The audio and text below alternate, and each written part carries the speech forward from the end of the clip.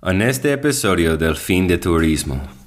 Fue un buen momento porque estábamos así, ¿no? O sea, recibiendo gente que estaba como interesada, pero que todavía no entraba todo este aparato de las redes sociales, del like, del selfie, que todo es un poco ya prostituir la cultura, ¿no? Entonces, teníamos lo mejor de dos mundos, pero después, yo siento, conforme fue el boom de Oaxaca, sí empezó a llegar gente como con más interés, pero yo sí diría que era como por un porno cultural, ¿no? O sea, venían de, ay, sí, con el sombrero y como cumpliendo todas las cuotas culturales de Oaxaca, pero con un afán totalmente narcisista, ¿no? Ególatra, los medios, los likes, y que creo que es lo que está pasando ahorita, ¿no? Bienvenidos y bienvenidas al Fin del Turismo, temporada 2, México.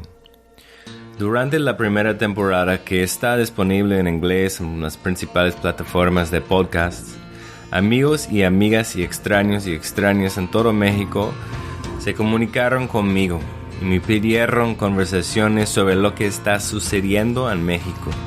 Con episodios tanto en español como en inglés, hemos cumplido.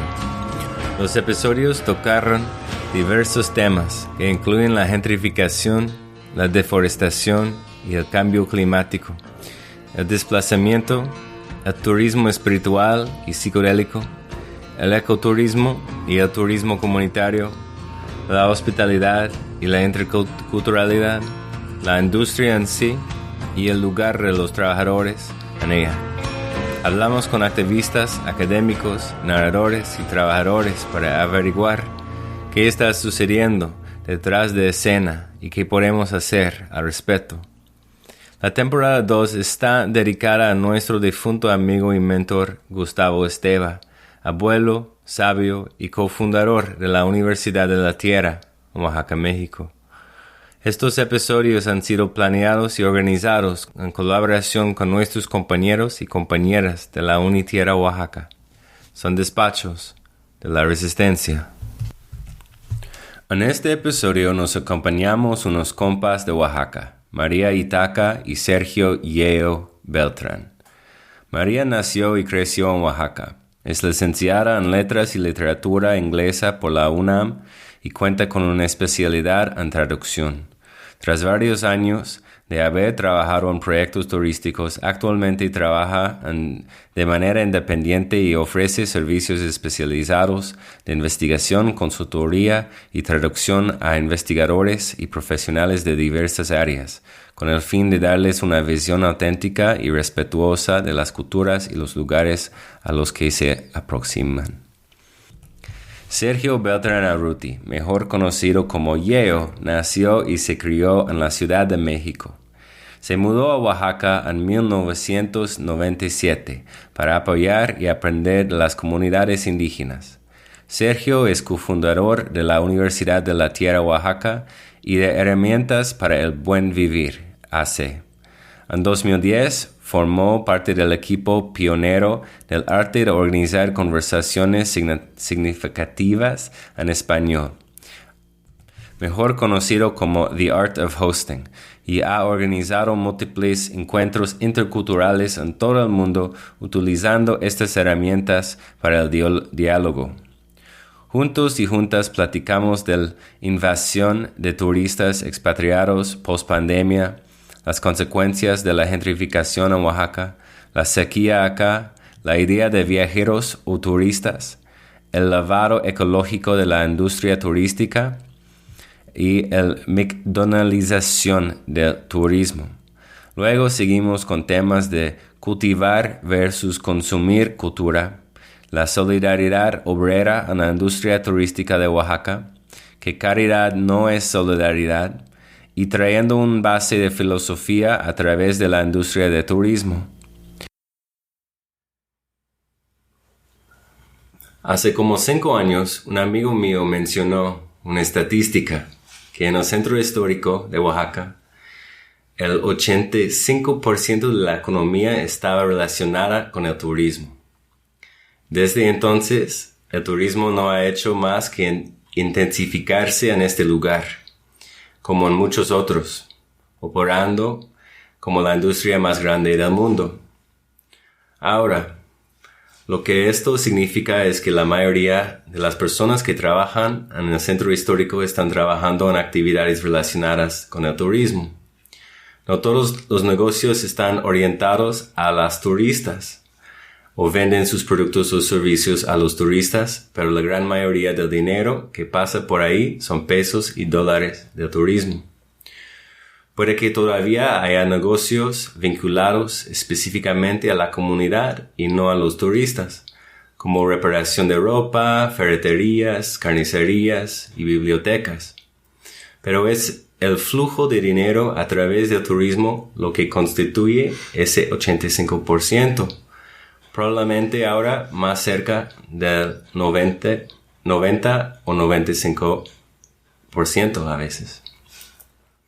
Atrapados en las consecuencias de este cambio masivo a través de la gentrificación, la turistificación y el desplazamiento están las personas que trabajan en esta industria, a menudo haciendo lo que pueden simplemente para pagar las facturas, comer, pagar el alquiler, pagar el sustento de sus hijos y en algunos casos para honrar su cultura. Eventualmente, sin embargo, algo tiene que ceder. Y por lo general son las mismas razones que tiene la gente para visitar un lugar, como la hospitalidad local, cultura y cocina, por ejemplo. Este es el tema de nuestra conversación de hoy, la cuestión de los trabajadores y trabajadoras. Bienvenido y bienvenida a Yeo y María al podcast El Fin de Turismo, o The End of Tourism Podcast. Hola Cris, hola Yeyo. Pues gracias por invitarme y ya quiero empezar a hablar de esto. Pues saludos a quien escucha, María, Cris, un gusto estar con ustedes. ¿Podrían mencionar para nuestros oyentes dónde nos encontramos hoy y cómo parece el mundo para ustedes dos? Bueno, pues estamos en la ciudad de Oaxaca, en estos momentos interpandémicos, y es una ciudad donde yo diría quizá revela no tanto ese 85% que mencionas, porque en estos momentos me parece en los últimos 5 o 6 años la economía de la ciudad se ha vuelto satélite de la industria del turismo. Incluso los flujos de dinero que no están directamente relacionados a la industria, que es mucho, pues dependen del flujo de visitantes, porque la señora de la tiendita vende más cuando el guía de turistas o el personaje vecino que trabaja en la industria tiene más dinero porque hay más propinas o porque hay más flujo de trabajo. Y creo ahí estamos parados el día de hoy. Sí, estamos, yo diría, en no solo Oaxaca, la ciudad, creo que todo el estado, ciertos puntos turísticos más allá de la ciudad, como la costa, como el istmo, pero probablemente más la costa, también padecen de lo mismo. Y yo diría que es un Oaxaca súper impredecible. ¿Por qué? Porque yo pensé que a raíz de la pandemia íbamos a estar quebrados. Y lo único que estoy viendo es todo lo contrario. Entonces muchas cosas están empezando a pasar que yo como local no me esperaba.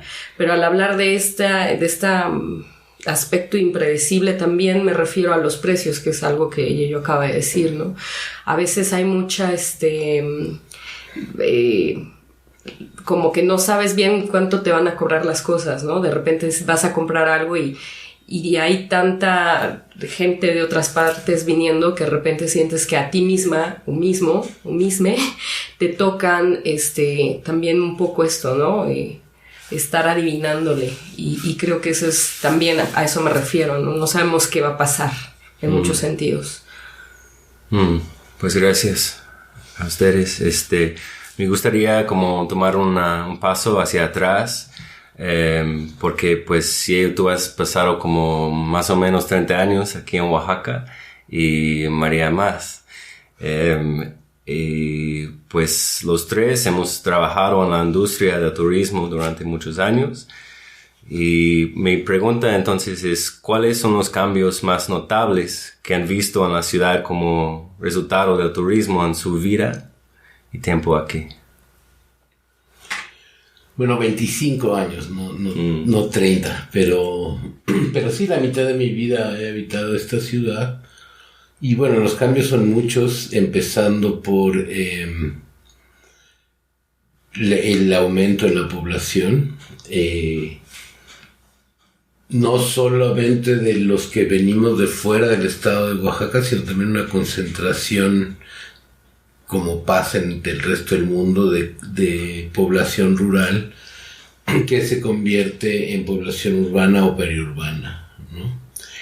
Eso ha traído como mucha evidencia del colapso de la infraestructura de la ciudad, sobre todo en la parte del centro de la ciudad. Tiene una infraestructura colonial diseñada para carretas y caballos, y pues estamos por arriba de los 50,000 vehículos circulando diariamente, ¿no?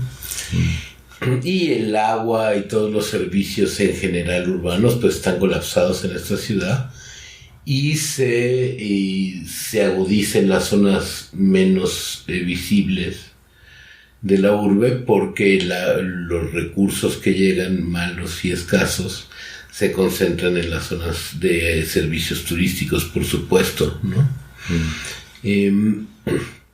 Y bueno, y lo más visible por estar a la moda es hablar de la gentrificación,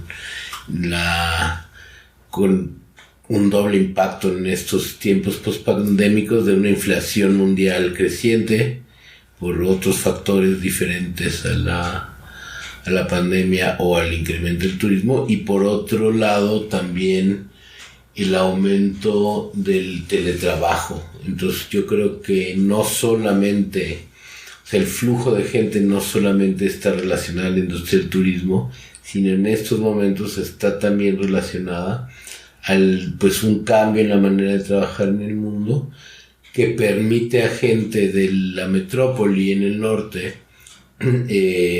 sea Europa, Estados Unidos, Canadá, poder venir a habitar desde aquí, trabajar a distancia, con una diferencia de precios que le impacta a su favor. O sea, la gente viene aquí a vivir a Oaxaca para ahorrar, pero que impacta negativamente los precios para quienes ganamos en tarifa nacional, pongámoslo así, ¿no? Que aunque también tienen un aumento porque aumenta la demanda de los servicios, nunca alcanza para cubrir elevación en el costo de la vida. Por ahí lo pondría. Y también un cambio muy importante siento en el paisaje periurbano, ¿no? O sea, uno de verdad salía de la ciudad y en 10 minutos estabas en medio del campo o el bosque, y cada vez la naturaleza, el bosque, el afuera queda más lejos. Sí, estoy de acuerdo. Creo que para mí siento quizá más drástico, más dramático el cambio, porque yo nací aquí.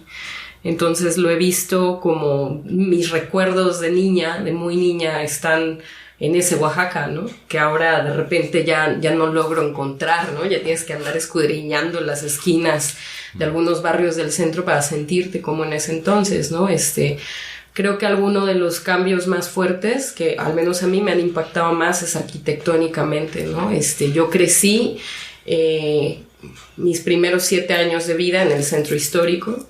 Entonces tengo este recuerdo de Santo Domingo todavía con las rejas del atrio, de todas estas calles que ahora ya pues que ya son pues llenas de negocios, pero que antes eran casonas, unas casas que ahorita es un hotel, no voy a decir el nombre, pero que antes era una casa era una tienda de abarrotes preciosa, de estas de los todo de madera, ¿no? Y como de estas antiguas, como de tendajón de pueblo, que ya no existen, ¿no? Entonces, de repente lucho por tratar de encontrar mi infancia y mi niñez en calles que ya no están, pero sí están, ¿no? O sea, geográficamente siguen ahí, pero de alguna manera, arquitectónicamente no.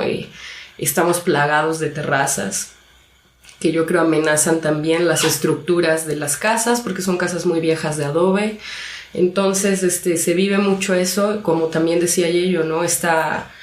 También el cambio alrededor de la ciudad es bastante drástico. Yo recuerdo cuando iba a Sachila a jugar. Oaxaca no es una ciudad que tenga parques, lo cual falta, y que ahorita están priorizando construir plazas, hoteles, cafés, etcétera, en vez de parques, ¿no? Que creo que nos caería muy bien, sobre todo ahora con el cambio climático. Pero supongo que antes no era tan necesario, porque en 5 minutos ya estabas en campo abierto, ¿no? Yo recuerdo que ibas a Sachila y eran estos campos de pasto rosa, que ahora vas y hay el montón de, pues no sé, pues muchas construcciones que no están acabadas, tiendas de autoservicio, o sea, como un paisaje totalmente alterado, ¿no? Y también, pues lo que decía hace rato, que no se me había ido la palabra, en cuanto a los precios, hay mucha especulación, ¿no? Entonces, esa es la palabra exacta, especulación, porque de repente, pues, yo también tenía que las amigas de mi abuela que vivían pues en ciertas zonas que ahora ya es hotel, ya vendieron, ya se están yendo, y cada vez esto empezó en el centro, pero se está yendo, o sea, se está esparciendo, entonces ya cada vez menos personas viven en las partes como históricas de Oaxaca, y todo se está volviendo muy frío, ¿no? O sea, es un Airbnb, en realidad no hay nadie, todo el mundo entra y sale. Entonces sí creo que para mí es de repente muy triste esto, ¿no? Y lo ves también en la gente, ¿no? Culturalmente hablando, la gente que viene de los pueblos también creo se sienten pues amedrentadas, avasalladas más bien, ¿no? Ante todo esto, y ante un tener que ceder espacios o vender sus conceptos, sus productos, sus culturas de otras formas, ¿no? De repente no queda algo, que creo que es algo que se hablará en algún momento más adelante, pero te tienes que autoexotizar, ¿no? Entonces tu forma de entenderte como local también se transforma, y eso obviamente impacta en la vibra de la ciudad, en cosas como conciertos, ya le van haciendo un giro más de marketing, ¿no? Que ya no es cultural. Entonces para mí sí, de repente es muy triste, ¿no? Ciertas calles de Oaxaca las camino con mucha melancolía. Wow. Un poco abordando en esto que decía María, conocí hace poco un joven oaxaqueño que para él la ciudad de Oaxaca terminaba en la estación de ferrocarril. Decía, yo nunca paso del Exmarquesado porque hasta pamear te cobran, ¿no? Hasta para ir a orinar hay que pagar, y entonces sí se va hay toda quizá una nueva generación de oaxaqueños donde el centro histórico y los referentes culturales de las generaciones pasadas ya son un punto de comercialización, ya es como ajeno, ¿no? a la cultura. De todas formas, creo que para mí el impacto más fuerte lo veo en estas zonas conurbadas que hablaba María. Estos pastizales de Sachila pues tenían también un sentido y alimentaban ganado, y había un comercio suburbano bastante autónomo que ha desaparecido. La gente de los pueblos pues ya no tiene oficios donde desempeñarse un poco a propósito también, promovido desde el mismo gobierno y en este impulso del turismo y de llenar de manos baratas la industria, pues gente campesina, y a veces hasta con los medios, ¿no? Con la tierra y con el saber de cómo trabajar de otra manera, pues si lo que promueves son las becas para ir a estudiar administración de empresas turísticas y hay una academia donde te enseñan a doblar las toallas como cisnes en cada esquina, pues hacia allá va la gente, ¿no? Entonces también ha habido una acelerada desculturalización o una recreación de la cultura que más al servicio de la industria y del espectáculo que al contacto real y cultural, que estaba muy vivo hace 20 años y ya no tanto en estos valles más allá de la ciudad de Oaxaca, ¿no? Yeah. Pues me gustaría también hablar y preguntarle sobre como ese sentido de, pues, desde el campesino hacia el gobierno, hacia los extranjeros, etcétera, que todos somos implicados, implicadas en esa economía, pues. Pues siempre también es fácil juzgar a los turistas desde la distancia, especialmente cuando uno no tiene que conversar con ellos. Y sin embargo, los trabajadores de la industria del turismo tienen que hacer esto casi todos los días. ¿Qué han visto ustedes a lo largo de sus años en la industria con respecto al comportamiento turístico? ¿Y cuál es su opinión sobre la industria del turismo en general? Bueno, híjole, es bien interesante porque pienso que para empezar, yo diría que hay que marcar una diferencia entre el viajero y el turista. Y creo que lo que yo he visto en todos estos años de experiencia es que el 80%, si no es que el 90%, me he encontrado con turistas, no viajeros, pero los hay. O sea, lo bueno es que sí los hay. Cuando yo empecé a trabajar en el turismo, a mí no me gustaba mucho cómo movían las agencias turísticas, cómo promovían Oaxaca, porque sentía que lo hacían de una manera muy rígida, muy como de libro de antropología e historia, ¿no? Lleno de datos que son importantes, pero que, digo, en una onda como vacacional o de conocer, no es lo primero que quieres saber, ¿no? Entonces, yo empecé por mi cuenta y empecé pues a promoverme. Ahora sí que empecé el freelanceo cuando no era mainstream, ¿no? Entonces me llegaba gente que pues ya de entrada pues aventarse. Yo empecé a los 23 años, ahora tengo 36, entonces pues sí, ya son casi 15 años.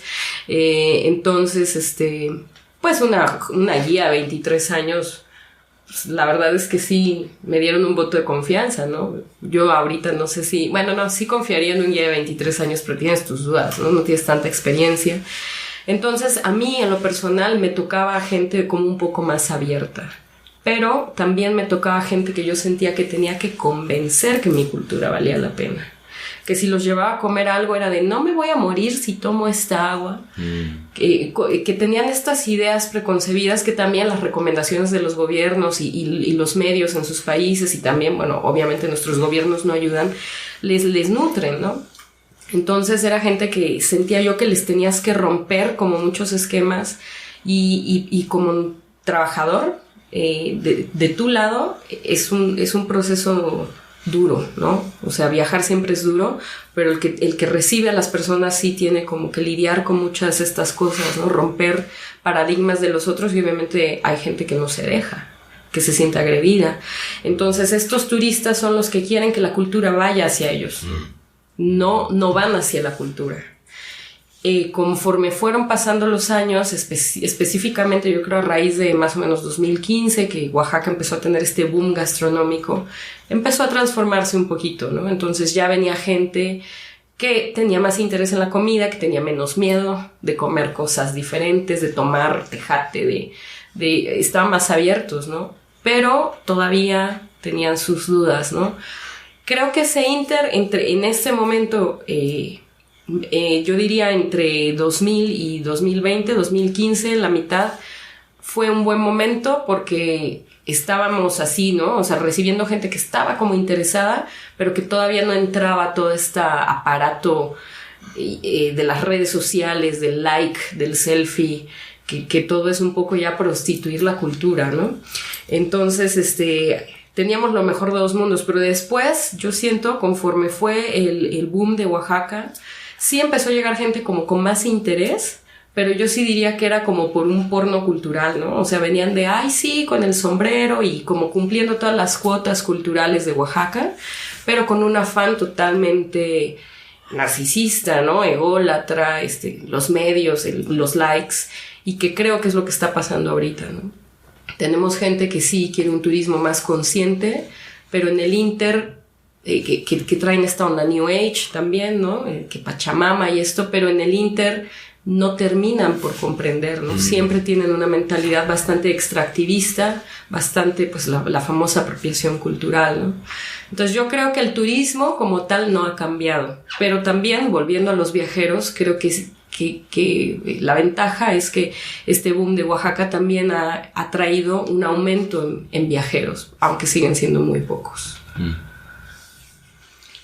Yo creo que, bueno, me encanta esta distinción entre turista y viajero, y yo diría, y otros seres móviles. Creo que en el mundo nos movemos de muchas maneras, por muchas razones, y eso de alguna manera también impacta el contacto con lo otro. Es muy difícil en este mundo de hoy, pues, no saber de lo otro que está más allá de las fronteras, ¿no? Aunque nunca salgas de tu ciudad, por ejemplo.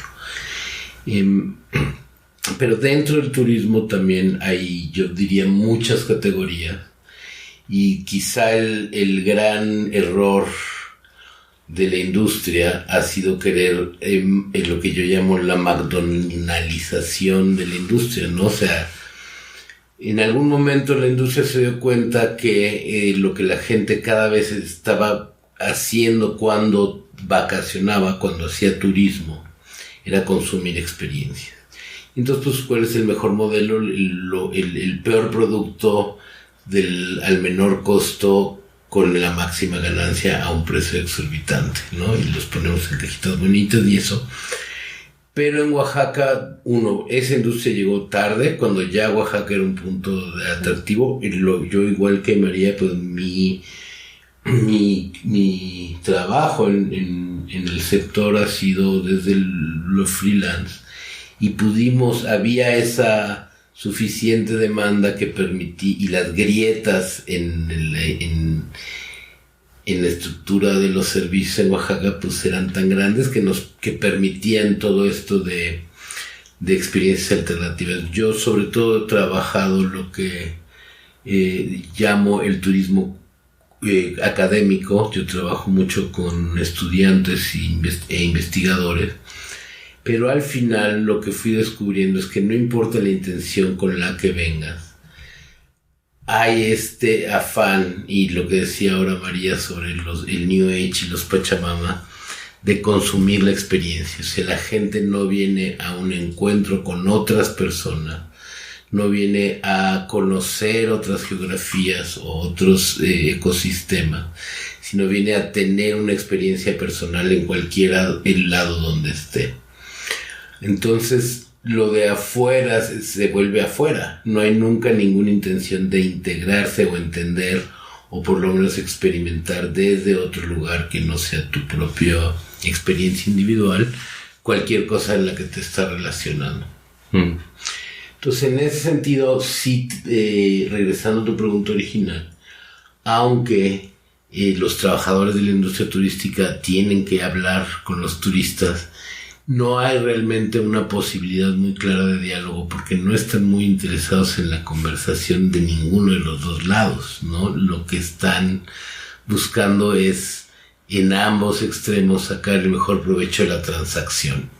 Entonces, los viajeros, como dice María, quizá están buscando una interacción más allá de la transacción, y entonces la experiencia, aunque también están buscando una experiencia, no están buscando consumir una experiencia, sino co-crearla con la interacción del territorio, la gente y las culturas que visitan. Y yo creo que hay afán de eso en la industria turística, pero no es un buen modelo de negocio, porque siento yo, de los atractivos de Oaxaca, lo que lo hace interesante es esta disposición de la gente a estar al servicio de tu experiencia, a darte lo que necesitas, ¿no? O sea, por eso pues es muy difícil entender el commodity estándar para todos, porque aquí la gente va a hacer lo imposible para que tú te la pases bien, aunque no tenga sentido lo que necesitas para que te la pases bien, ¿no? Y eso es muy difícil de controlar y sobre todo de ponerle un precio estándar, un horario determinado, y por eso los tours aquí nunca llegan, ni salen ni regresan a tiempo, porque siempre hay 1000 cosas en medio que van a pasar, que no puedes obviar y que no pasan en otros lados. Esto de las grietas del sistema que te permiten hacer tu freelanceo o ofrecer un servicio diferente, pues es imposible si vives en Miami o si vives en Cancún o si vives en Puerto Vallarta, porque la única entrada que hay a este contacto con el turista pues es la industria ya establecida, ¿no? Pues me gustaría seguir en esa línea de pensamiento entre el turista y la industria, pues. Los trabajadores del turismo pueden ver el funcionamiento detrás de la escena de la industria. Y en las ciudades turísticas a menudo tienen la oportunidad de hablar sobre como estamos haciendo ahorita, pues. Pero sin embargo, a menudo ven muy poco con respecto a la política que ocurre a gran escala, ya sea entre los gobiernos o las secretarias de turismo y los proveedores de turismo a gran escala o las organizaciones hoteleras. ¿Por qué crees que esto? ¿Por qué cree que las críticas se dirigen tan a menudo a los turistas individuales en lugar de las corporaciones y organizaciones que invitan a lo que la gente suele criticar? Por ejemplo, mal comportamiento, aburguesamiento, etcétera. Híjole, está buena tu pregunta, porque sí, es verdad, o sea, siempre es más fácil irse sobre la gente móvil, muchas veces porque viene y va, ¿no? Entonces, pues no pesa tanto dejar por ahí una crítica, siempre hay como un temor al gobierno, pero también yo siento que hay siempre como ya no contamos con él, ¿no? Al menos yo creo, probablemente Yayo estará de acuerdo, pero cuando eres freelance, justamente lo haces porque ya estás desencantado de la industria, del gobierno, entonces ni te pasa, ¿no? Yo me atrevería a decir que también creo que culturalmente, como personas, ¿no? No somos lo suficientemente irreverentes, ¿no? O sea, la cultura mexicana en particular, no tendemos a no criticar abiertamente. A lo mejor estamos ya adoctrinados porque pues de tanto madrazo, ¿verdad? En el gobierno y todo, pues ya no sabes, ¿no? Pero creo que algo que yo siento y es lo que he aprendido en estos años, yo dije, yo lo que quiero hacer es un turismo como adaptado a lo que los otros quieren conocer. Entonces siempre les decía, bueno, a ver qué quieren conocer, ¿no? Entonces me dicen, no, pues es que los textiles, y yo un poco les ponía ciertos, bueno, sí, pero si vas ahí no vas a tomar fotos. Entonces es un poco atreverse y como decía yo, a veces unos los quieren hacer felices a toda costa, ¿no? Yo creo que podemos atrevernos a ser un poco irreverentes. En inglés la palabra es perfecta, ser unapologetic, ¿no? No pensar en disculparnos por hacer esto y decir, no, a ver, espérate, o sea, está chido lo que quieres hacer, pero no se va a poder. Si vas a hacer, tienes que dejar, no sé, algo más, no sé, ¿no? Como provocar. No está mal provocar de repente, ¿no? O sea, si el arte provoca, ¿por qué el turismo no? ¿Por qué viajar más que el turismo no provoca, ¿no? Entonces creo que obviamente, pues si hablamos de la industria, ellos, su prioridad es el dinero. Y obviamente tienen esta idea que a lo mejor si se atreven igual y se dan cuenta que igual y si provocan a alguien no van a perder el cliente, ¿no? Yo creo que no se ha logrado romper esa barrera y pues yo la he roto varias veces y ha sido efectiva, ¿no? Si ves cuando empiezas una experiencia con alguien que están como medio hostiles o medio que les dices cosas o llegan a un lugar y no los reciben como ellos creen y notas la tensión, pero cuando se van sí hay una transformación, ¿no? Y yo creo que esa es la cosa, ¿no? Se ha pensado el turismo como algo totalmente unilateral y debería de ser retroalimentación, ¿no? El que llega deja algo y el que está también adquiere algo, ¿no? Porque también es eso, aprender a decir, oye, pues está bien que ofrezcas tal cosa y que seas como muy duro en tus reglas, pero igual y, no sé, puedes ser más flexible, pero siempre dentro del respeto a la cultura, ¿no? Pero creo que se puede transformar y es lo que a veces no nos atrevemos, yo diría. Bueno, yo pienso, Cris, que tu pregunta está planteada desde una premisa falsa, porque justamente lo que no pasa en la industria del turismo es que la fuerza de trabajo tiene mucha idea ni mucho interés en cómo se opera la industria. Porque es una industria muy precaria, de trabajo muy precaria, con un turnover y con un cambio de staff muy frecuente, y porque sinceramente nadie tiene como vocación ni sueño en la vida ser guía de turistas o trabajar de mesero para el restaurante del hotel, ¿no? Sí, o sea, son trabajos que son muy cambiantes y estás buscando el que paga mejor cuando estás en esa carrera loca, ¿no? Claro. Y la salida también, cuando estás trabajando muy rápidamente, cuando estás trabajando en el turismo a gran escala, lo que estás buscando es cómo me salgo de aquí lo más rápido posible con el mejor provecho que pueda hacer.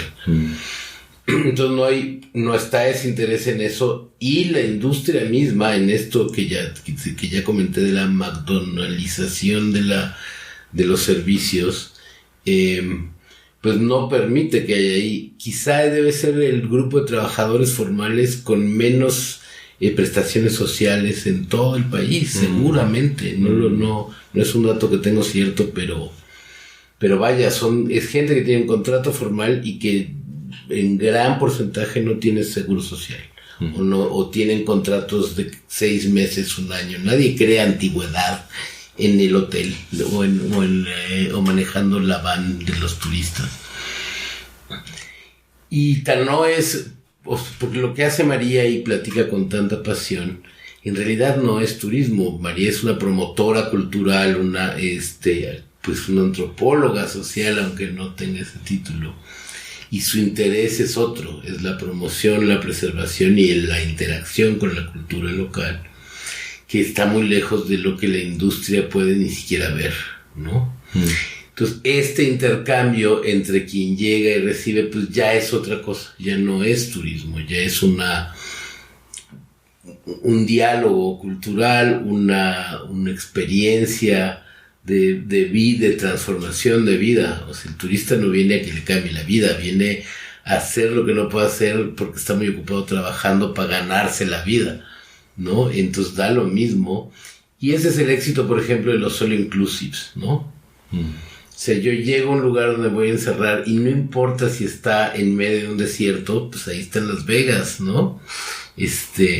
O en la costa del Caribe, y puede ser Cancún, puede ser Las Vegas, puede ser la Ciudad de México, porque yo me voy a ir a encerrar en un lugar a tomar margaritas, meterme en la piscina y dormir. No necesito nada de lo que está en el exterior. Eso es el turismo hacia allá, eso es lo que ofrece, y idealmente es lo que lograría el éxito de la McDonaldización de la experiencia.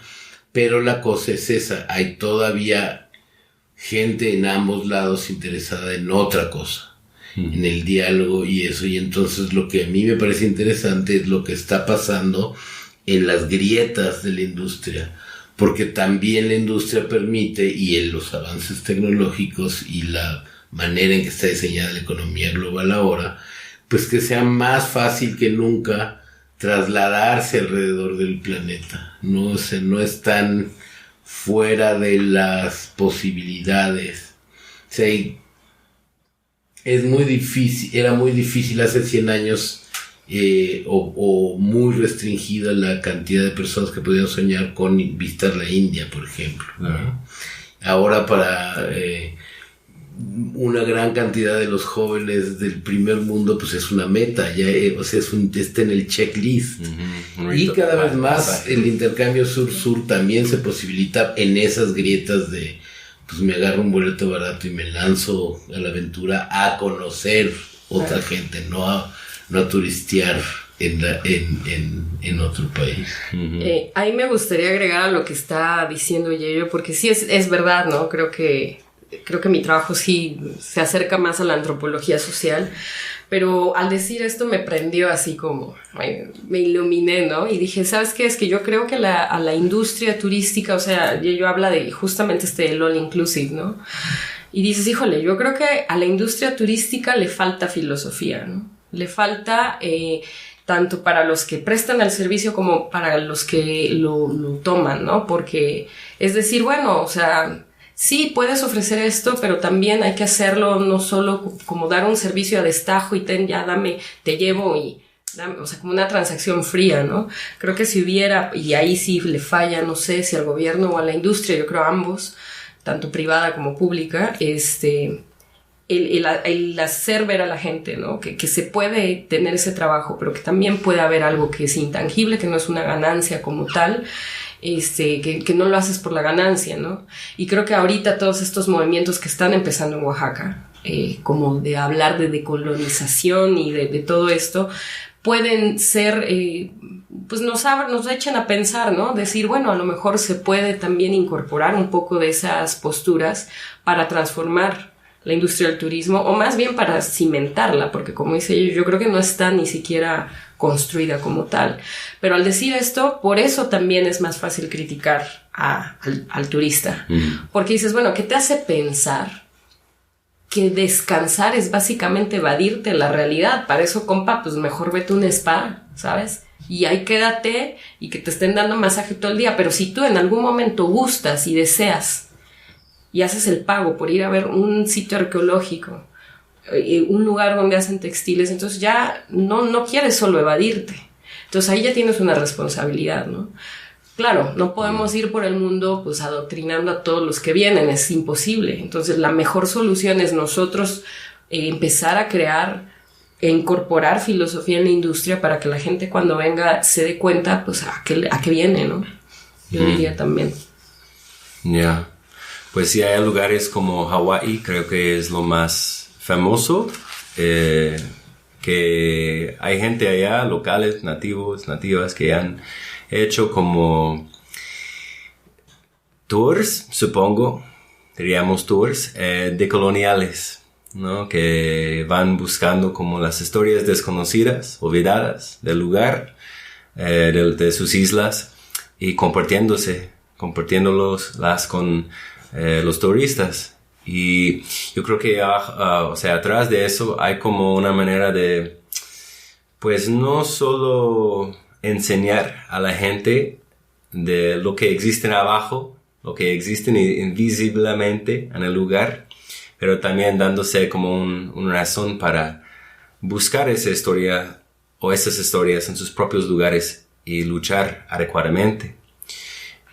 Otra posibilidad es de construir redes de hospitalidad entre ellos. Por ejemplo, gente que son nativos, locales indígenas de Hawái y la gente de Estados Unidos, o sea, el continente. Y ver cómo se pueden ocupar de sus redes para profundizar sus luchas, ¿no? Y las maneras de cómo se pueden profundizar también sus amistades, sus relaciones de largo plazo, ¿no? Eso es parte del problema generalmente con el turismo, que la gente nunca se quedan suficientemente tiempo para entender lo que hay allá y también de su propia consecuencia en el lugar.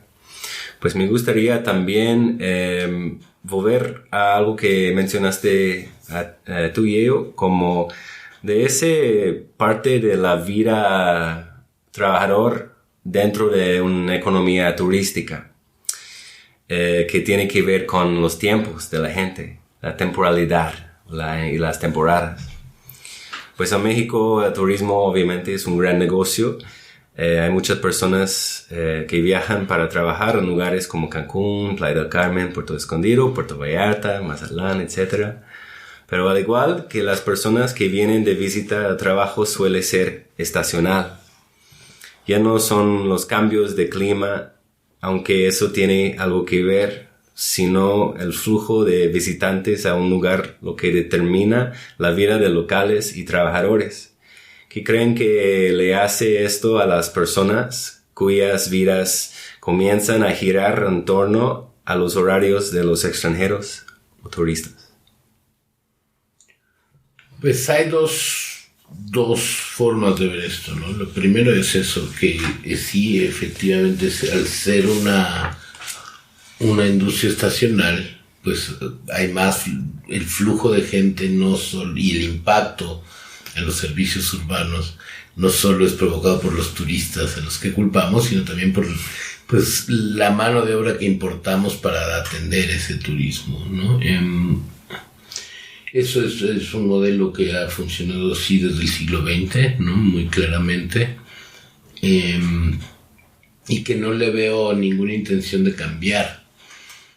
Pero lo que ha pasado, y ahora que mencionabas Hawái lo recordé, es que sí ha habido en algunos lugares, y en Italia hay varios ejemplos de esto, donde las zonas suburbanas, que es lo que empezamos diciendo en esta conversación, que se están viendo impactadas y absorbidas por la condena de volverse los centros de miseria donde se tira la caquita de la gran ciudad turística, han aprovechado para también estacionalmente generar productos para nutrir esa industria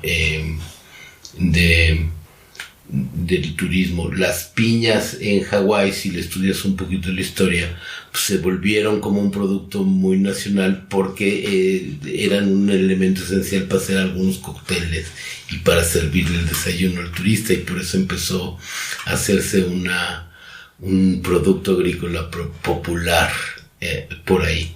Entonces también creo que lo estacional es algo que ya se está complicando más. Ya no solo es el flujo de turistas. Hablaba al principio de esta pues ola de gente, de trabajadores a distancia que vienen aquí, pero seguramente cuando tengan lo suficiente para irse a Tailandia, pues irán a poder pagar un poco más porque ya ahorraron viviendo en México, y de ahí se irán moviendo hasta que seguramente regresen a la bahía de donde todos partieron, en San Francisco, ¿no?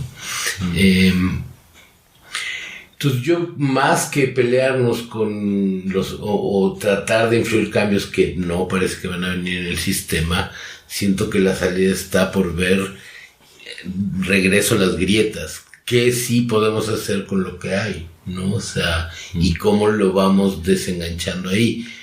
Fue una sorpresa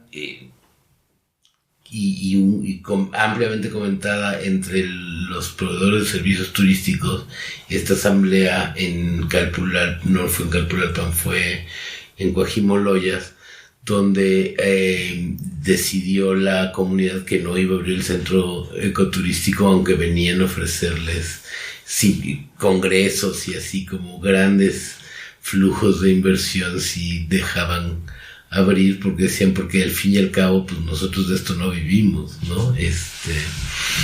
Entonces sí, ¿cómo vamos desenganchándonos de la industria? Si es la única fuente, o cada vez más se vuelve el corazón de la economía formal, lo que pasa alrededor de la industria turística, ¿cómo nos vamos desenganchando de ahí? O por lo menos tener un pie fuera y uno dentro.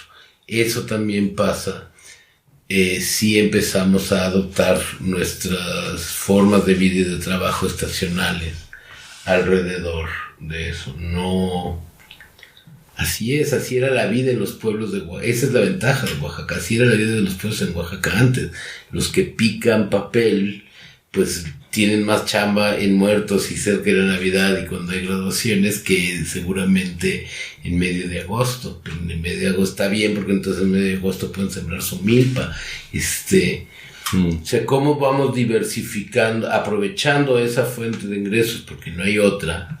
¿Cómo vamos diversificando y haciéndonos la vida con cosas paralelas o alrededor, y lo más posible desconectada de esa única fuente hegemónica de chamba? Y pasa, creo, sí, por entender mejor qué significa esto de la vida estacional, y a lo mejor la vida nómada, ¿no? Seguramente vas a odiar esto, pero creo que la geografía de Oaxaca se presta mucho y hay evidencia clara que por mucho tiempo la vida fue así, pues para que la gente se mueva de los valles a la montaña, a la costa y dé la vuelta y regrese y así han circulado muchas mercancías y personas y mano de obra por siglos en este territorio, ¿no? Yo, algo que he notado mucho es, al hablar de o sea, de cómo las estaciones y los ritmos de los turistas influyen, es que últimamente que me he movido un poco justamente por Oaxaca y en la misma ciudad, noto que ya eso está desapareciendo también, se está diluyendo, ya sientes que es temporada alta todo el año. Lo he notado. Obviamente sí hay puntos más altos, ¿no? Como yo creo Muertos este año va a ser una locura, tanto de extranjeros como en locales, porque llevamos 2 años medio encerrados, entonces nosotros ya queremos fiesta por nuestros muertos, por todo las crisis emocionales que han pasado, y los que están fuera, pues yo creo también, ¿no? Pero en general yo siento que Oaxaca, también en la costa, ya no hay, antes era muy marcado, tú sabías que ahorita en julio vienen los turistas nacionales, ¿no? Y que en otoño ahora sí que las aves migratorias, los surfers, y mucha gente del norte vienen huyendo del frío y vienen aquí a pasar. Entonces Puerto Escondido y Oaxaca se llena por Día de Muertos porque el torneo de surf, pero ahorita yo siento que ya hasta eso se está diluyendo, o sea, ya está tan saturado. Por eso creo que lo que dice Yello, como tratar de diversificarse y siempre pensar que no hay una o segunda opción, ¿no? Sino una tercera vía que tenemos que crear de cero, ¿no? Y ahorita que hablabas de Hawái me acordé mucho, y creo que puede ser un buen ejemplo de cómo se puede crear de cero con lo que hay. Porque es decir, sí, es una industria en donde la gente pues un poco trabaja con cierta desesperación, ¿no? Lo que decía ellos, o sea, saca la chamba y pues buen manejo y pinches horas así súper extenuantes, pero pues es para sacar la chamba y ya 3 días de descanso, ¿no? Es un trabajo muy agotador, porque es como que te exprime por 5 días y después ya no hay nada. Pero creo que eso también es una respuesta a la apatía del gobierno de ofrecer otras opciones, de ofrecer una mejor educación, una postura a tu trabajo, a exigir derechos. Y me acordé mucho de una vez un amigo en el DF me dijo que él iba a empezar, era pues broma, ¿no? Pero ahora pienso que es muy buena idea, que iba a empezar a dar sus tours marxistas. Entonces yo le dije, a ver, pero ¿cómo es el tour marxista, no? Entonces dice, no, güey, pues mira, primero los meto al metro en hora pico, ¿no? Que está así, pero lleno de gente. ¿Pero por qué está así? Bueno, pues lo que pasa es que la mano de obra trabajadora tiene que vivir así, no hay una infraestructura, entonces darles como una dosis de realidad, ¿no? Luego dice, llegamos al centro y empiezo a darles un tour, pues bien chido, acá por Bellas Artes y todo acá como muy palaciego y muy bonito. Decir, ¿quién es el arquitecto? No, vamos a hablar de los albañiles. Ellos fueron los que construyeron Bellas Artes, ¿no? No vamos a hablar de un solo nombre. Vamos a hablar de quién fue la mano de obra. Y les voy a decir nombres, pues que a lo mejor ni son ciertos, pero vamos a ponerle identidades a esta gente, ¿no? Que todo lo que hizo. Vamos ahora a la catedral, ¿no? ¿Cuántas manos indígenas esclavizadas murieron por esto, ¿no? Entonces, creo que el buscar vías, hasta un poco con comicidad, ya sin tanta formalidad, comicidad en el sentido mexicano, o sea, como de este humor negro que tenemos, creo que puede abrir otras cosas, ¿no? Entonces, yo creo que estamos saturados y es momento de quemarlo todo y empezar de cero. Gracias. Sí, a través de lo decolonial, marxista, siempre hay dudas de cómo la industria o la economía capitalista pueden chupar a esas cosas, a ver cómo ya tenemos un nuevo cosa para promover de marketing, ¿no? Y eso, pero tiene que ver con lo que quiero irnos ahora, específicamente a un cuento que me contaba un amigo, un querido amigo, Gustavo Esteva, para que esta temporada del podcast está dedicada. Y pues en mi entrevista con él, hablamos sobre lugares como Tepoztlán, que es justo al sur de la Ciudad de México, y cómo ese pueblo se convirtió poco a poco en un segundo casa para los defeños, la gente de la Ciudad de México, que buscan escapar de la locura de la semana laboral metropolitana. Gustavo dijo con bastante firmeza que se solidarizaba con ambos, con la gente, pues es decir, con los trabajadores que no querían nada más que escapar de sus realidades de pesadilla y las tepoztecos que necesitaba servir ese escape. Pues a medida que el turismo crece hasta el punto de convertirse en una amenaza para los medios de subsistencia de la comunidad y las clases trabajadoras, aumentan las críticas y el vitriolo. ¿Qué responsabilidad cree que tienen los trabajadores de la industria en este contexto y cómo cree que podrían pararse y trabajar en solidaridad con la comunidad misma?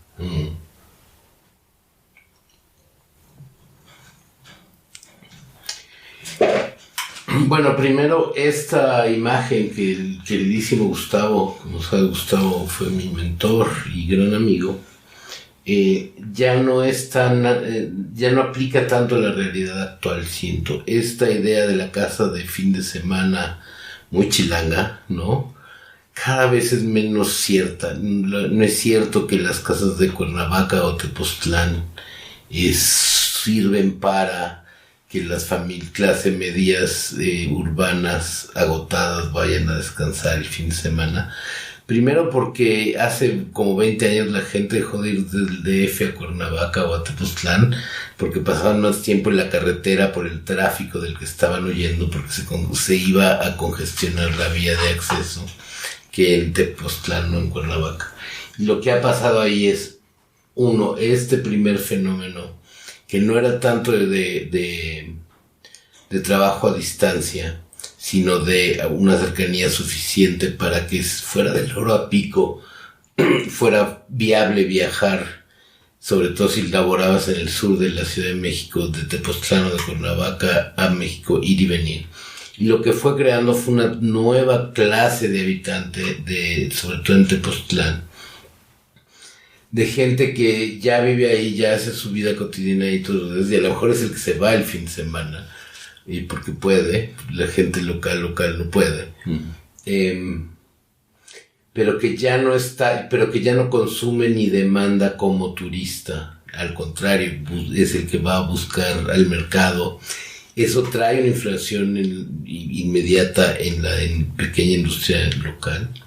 Que pasó aquí, tenemos nuestro propio ejemplo en los Etlas, ¿no? Si uno va a San Agustín y pregunta dónde compraba antes la gente la masa para las tortillas, y pues ni la compraban, ¿no? Cada quien tenía su milpa para sacar su masa, y ahora hay colas para comprar masa y hay escasez de masa y cada vez más seca.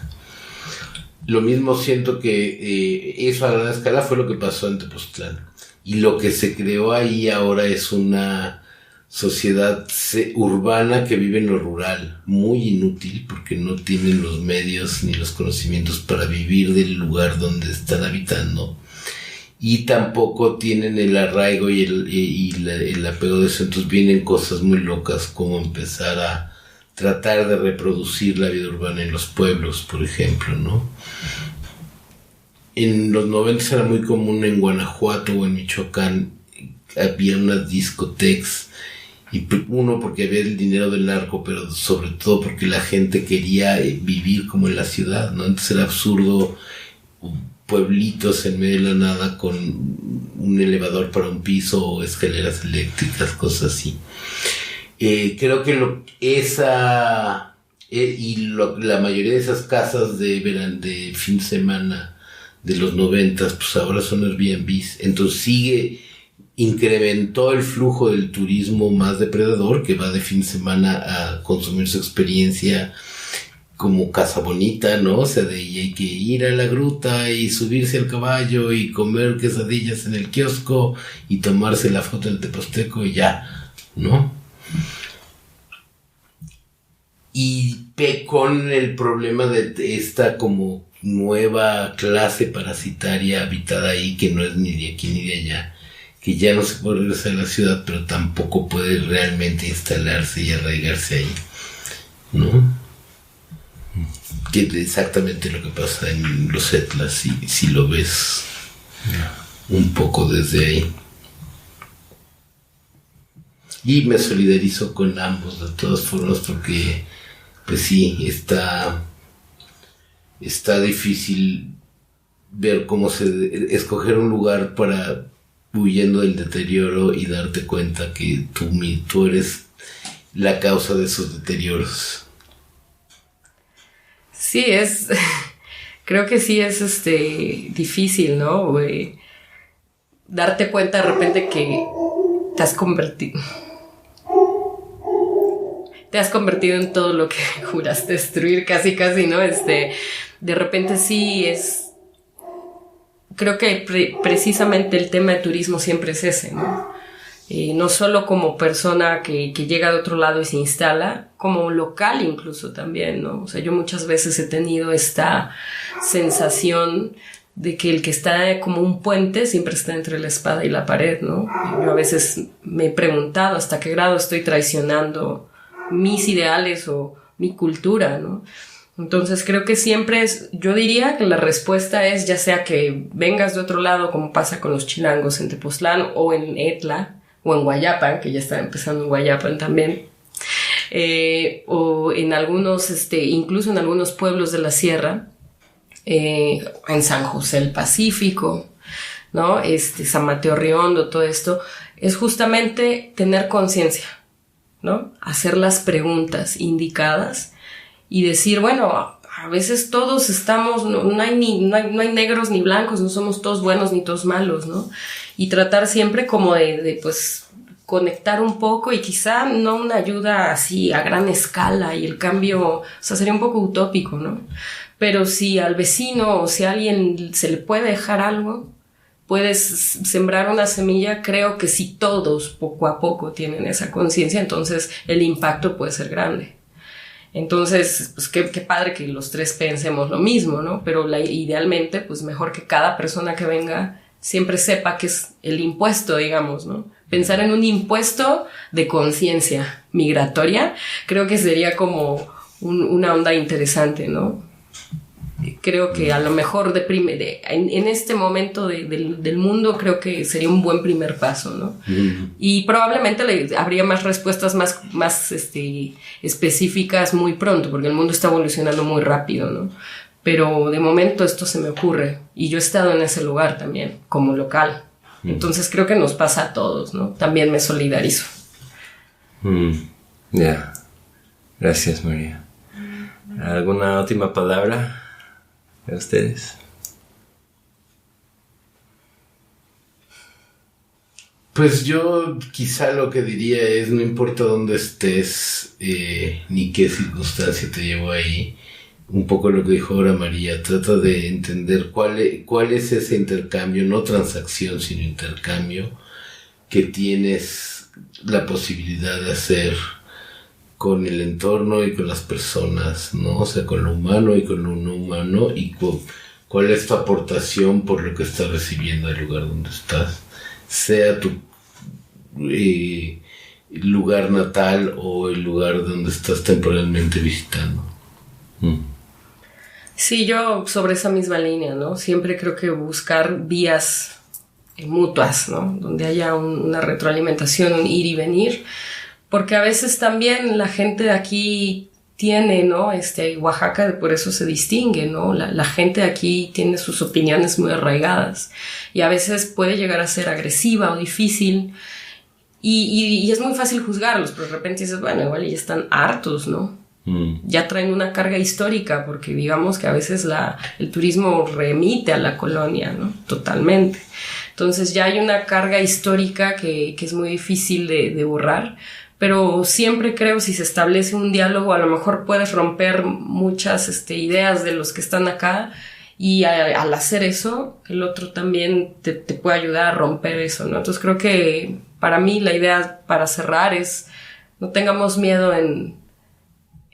no hay que creernos lo que nos han dicho siempre, no tengamos miedo, y también, ¿no? No ser tampoco tan puritanos y rígidos de satanizar a todos, ¿no? Porque en realidad esa es la historia del mundo, ¿no? Las migraciones, pero desgraciadamente estamos en un momento pues que todo parece ya muy... la destrucción parece aceleradísima, ¿no? Entonces es muy más difícil poner pausa, pero también al mismo tiempo hay más crítica que antes no había. Entonces, pues estar consciente que pues convertir lo malo en lo bueno, creo que es lo que nos toca ahora. Pues gracias a ustedes. Y María, ¿cómo se puede encontrar su trabajo? ¿Cómo se puede encontrar tus provocaciones?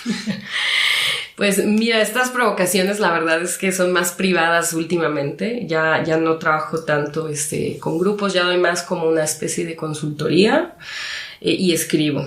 Escribo sobre todo sobre comida. ¿Por qué comida? Porque creo que simbólica y literalmente es la mejor manera de que la cultura del local vaya hacia el que está ahí. No, perdón, al revés. Que tú como elemento externo vayas hacia la cultura del local, es literal, te estás comiendo su cultura, ¿no? Entonces es una fase que me gusta mucho explorar. Entonces, pues por Instagram también soy muy buena memera, entonces encontrar muchas cosas también de repente sobre eso, ¿no?